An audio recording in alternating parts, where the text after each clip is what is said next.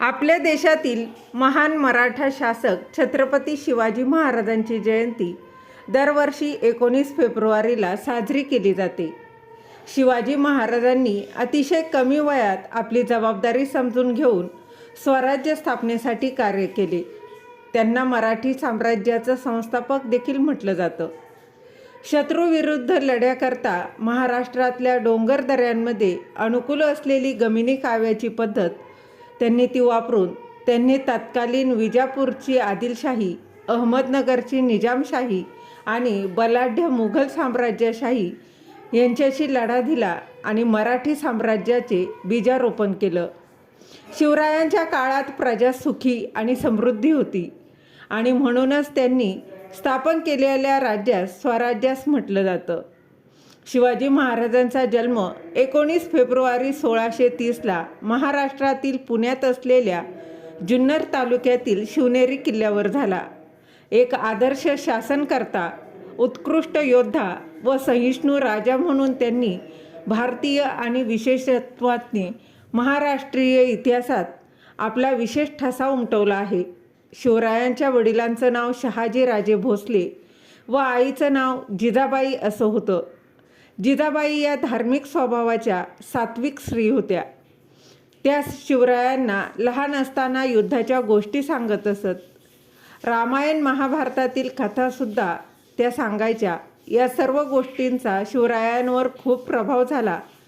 ज्या काळात शिवरायांचा जन्म झाला त्यावेळी अनेक परकीय सत्ता ही महाराष्ट्रात धुमाकूळ माजवत होत्या. मुघलांच्या कैदेत लाखो मराठा सैनिक खितपत पडले होते. स्त्रियांची अब्रू लुटली जात होती. अनेक बायकांचा कुंकवाचा धनी मारला जात होता. शेतकऱ्यांच्या कोणी कैवारी नव्हता. ज्या काळात शिवरायांचा जन्म झाला त्यावेळी अनेक परकीय सत्ता महाराष्ट्रात धुमाकूळ माजवत होत्या.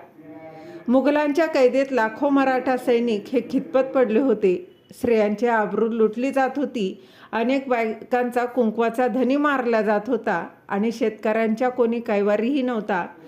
शिवरायांच्या जन्मामुळे गेल्या कित्येक वर्षापासून अंधारात चाचपडणाऱ्या महाराष्ट्राच्या माथ्यावर जणू प्रकाशाचं किरण पसरू लागलं आणि वयाच्या 16व्या वर्षापासून शिवाजी महाराजांनी स्वराज्याची सूत्रे आपल्या हाती घेतली आणि स्वराज्याची घोडदौड सुरू झाली.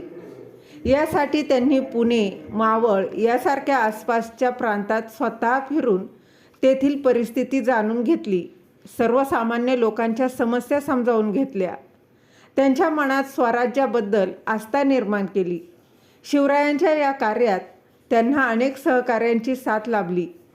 तानाजी मालुसरे, बाजीप्रभू देशपांडे, शिवा काशीद, मुरारबाजी, येसाजी कंक यासारख्या अनेक सवंगड्यांनी लढाईच्या काळात शिवरायांसाठी आपल्या प्राणाचीही बलिदान देताना मागे पुढे पाहिलं नाही. शिवरायांच्या पूर्वी अनेक राजे होऊन गेले. शिवरायांनंतरही अनेक राजे उदयास आले. पण सर्वात आदर्श राजा म्हणून शिवाजी महाराजांना ओळखलं जातं. याचं कारण आहे त्यांचं स्वराज्याबद्दल असणारं प्रेम, निष्ठा, पराक्रम व निष्कलंक चारित्र्य. शेतकऱ्यांच्या भाजीच्या देठालाही हात लागता कामा नये असं म्हणत शेतकऱ्यांवर जीवापाड प्रेम करणारे व परस्त्रीला आई समान मानणारे शिवाजी महाराज हे एकमेव प्रजादक्ष राजे होते. शिवाजी महाराज आपल्या मावळ्यांसोबत नेहमी प्रेमाने व आपुलकीने वागत असत. ऊन, वारा, पाऊस याची तमा न बाळगता घरदार विसरून ते आपल्या मावळ्यासोबत स्वराज्यासाठी दिवस रात्र झटायचे. शिवाजी महाराज गोरिल्ला युद्ध कलेचे जनक म्हणून देखील ओळखले जातात.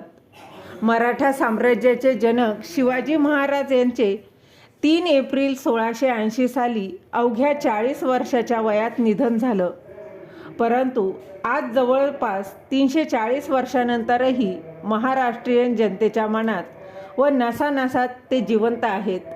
जय हिंद, जय शिवराय. धन्यवाद.